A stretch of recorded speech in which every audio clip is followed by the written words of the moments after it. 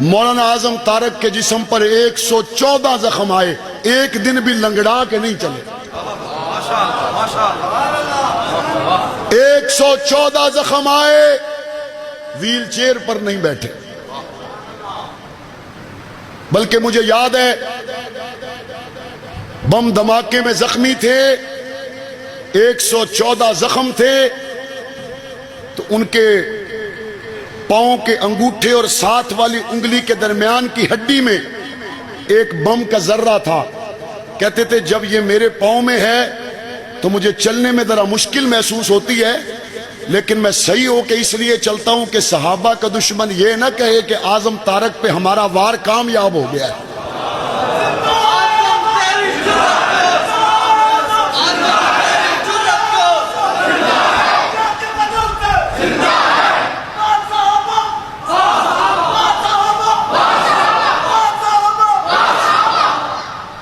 تو انہی دنوں میں بدن پر 114 زخم،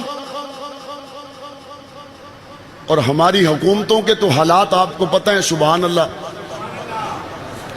عرض یہ کر رہا تھا علامہ محمد اعظم تارک کے جسم پر 114 زخم، اور انہی دنوں میں ان کو گرفتار بھی کر لیا گیا۔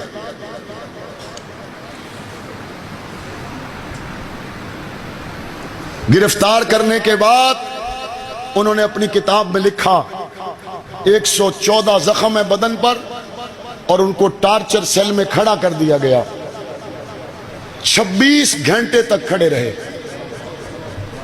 علامہ اعظم طارق شہید اپنی کتاب میں لکھتے ہیں میرے جتنے بم دھماکے کے زخم تھے وہ سارے ہرے ہو گئے اور ان میں سے خون پھوٹنے لگا۔ 26 گھنٹے کے بعد وہ جو پاؤں میں ایک بم کا ذرہ تھا، پاؤں سوجا، زخم پھٹ کر وہ ذرہ باہر نکلا۔ علامہ اعظم طارق شہید فرمایا کرتے تھے میرے باقی آپریشن تو ڈاکٹروں نے کیے ہیں، میرے پاؤں کے اس بم دھماکے کے ذرے کا آپریشن رب نے خود کیا ہے۔ قرآن جب اندر آ جائے نا تو بندہ بھر جاتا ہے۔ لاہور کے ہسپتال میں علامہ اعظم طارق شہید سے ڈاکٹروں نے کہا زخم بہت زیادہ ہیں، آپریشن کی صورتحال ہمیں سمجھ میں نہیں آ رہی۔ فرمایا کہ جسم کو سن کرنے کی بھی ضرورت نہیں ہے، میں قرآن پڑھتا ہوں، تم آپریشن کرو۔ آل حق کا لگاؤ قرآن مجید کے ساتھ کیسا ہوتا ہے؟ 108 دن کال کوٹڑی میں رہے، اور 108 دن کے بعد علامہ اعظم طارق شہید جب کال کوٹڑی سے باہر آئے تو فرمایا 108 قرآن مجید کے ختم بھی مکمل ہو چکے تھے۔ یہ لنڈے کے لیڈروں کو کیا پتا، یہ برگر اور پیزا کھانے والی پارٹیوں کو کیا پتا کہ ختم نبوت کے پروانے کیا ہوتے۔ شمع جل رہی تھی نا تو ایک پروانے نے کہا، ایک پروانے کو آ کر ایک جسا تسا پنجابی میں ڈیمو آخنے ہو، پونڈ بھی آخنے نسا، وہ آ کے کہتا ہے کہ میں بھی پروانہ ہوں، میں بھی پروانہ ہوں۔ انہوں نے کہا تو پروانہ نہیں ہے۔ انہوں نے کہا نہیں مجھے مان لو، میں پروانہ ہوں، میں نے جو دعویٰ کیا ہے تو آپ کو مان لینا چاہیے۔ انہوں نے کہا اچھا اگر تو پروانہ ہے تو دیکھ کر آج شمع جل رہی ہے یا نہیں؟ کہتا ہے مسئلہ ہی کوئی نہیں۔ گیا واپس آ کے کہتا ہے جی شمع جل رہی ہے۔ انہوں نے کہا تو پروانہ نہیں ہے، ہم نے تجھے پہلے بھی کہا تھا۔ کہا میں نے آپ کو آ کے سچ بتایا ہے کہ شمع جل رہی ہے۔ اس نے کہا اگر تو سچا پروانہ ہوتا واپس بتانے نہ آتا، شمع پہ جل کے راکھ ہو جاتا۔ یہ جو آج کل ریڈی میڈ پروانے بنے ہوئے ہیں نا، یہ ریڈی میڈ پروانے کبھی بھی اس ملک میں انقلاب نہیں لا سکتے۔ انقلاب لانے کے لیے اعظم طارق جیسی جرت ضروری ہے۔ میاں والی تو آپ سے قریب ہے، میاں والی کی جیل سے جا کے پوچھو، انقلاب لانے کے لیے مسکرا کر تختہ دار تک جانا بھی ضروری ہے، تختہ دار تک پہنچ کے مسکرانا بھی ضروری ہے۔ اور جناب 2 راتیں جیل میں رہنے کے بعد جب ٹی وی پہ آئے تو کہنے لگے بچے بڑے یاد آ رہے تھے، بچے بڑے یاد آ رہے تھے۔ اور علامہ اعظم طارق شہید نے فرمایا تھا جب میں دنیا سے جاؤں گا میرے جسم سے خون کا آخری قطرہ نکل رہا ہوگا، اس وقت بھی میرے دل و دماغ میں بچوں کا خیال نہیں ہوگا، عائشہ صدیقہ کے تقدس کا خیال ہوگا۔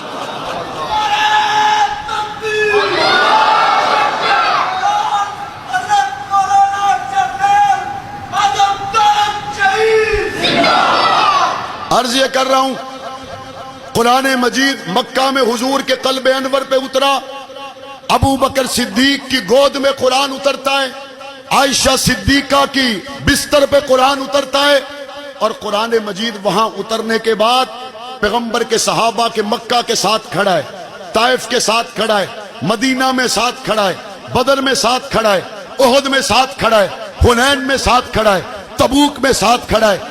قرآن مجید 23 سالوں میں جہاں جہاں مصطفیٰ اور صحابہ ہیں ساتھ ساتھ چلتا ہے، اور اتنا ساتھ چلتا ہے کہ قرآن مجید کی 6000 آیتوں میں 1000 کے قریب آیات میں قرآن صحابہ کا تذکرہ کرتا ہے۔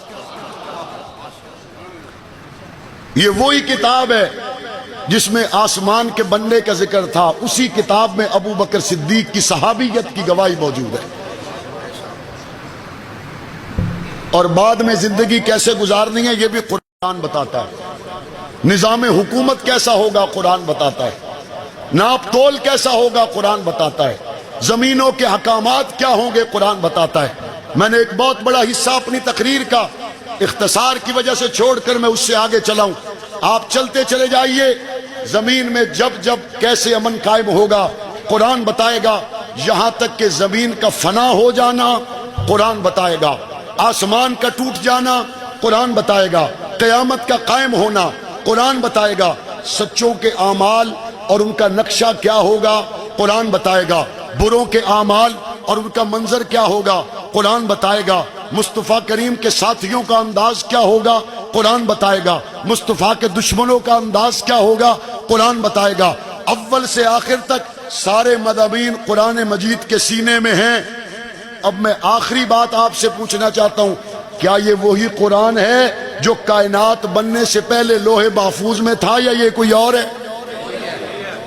پکی بات ہے، جن کا یہی عقیدہ ہے وہ ذرا بتائیں یہی ہے یا کوئی اور ہے؟ بلند آواز سے، محبت سے، شوق سے، باہر والے بھی بتائیں یہی ہے یا کوئی اور ہے؟ جب طے ہو گیا قرآن یہی ہے، آسمان بننے سے پہلے سے یہی ہے، اور آسمان کے ٹوٹنے سے پہلے سے یہی ہے، پھر میں کہنے میں حق بجانب ہوں، مت کہو کہ صحابہ جنت میں چلے گئے۔ صحابہ تو وہ لوگ ہیں، آباء و اجداد بھی دنیا میں نہیں آئے تھے کہ لوح محفوظ میں رکھے ہوئے قرآن نے بتا دیا تھا، صحابہ آئے بھی جنت سے ہیں، گئے بھی جنت سے ہیں۔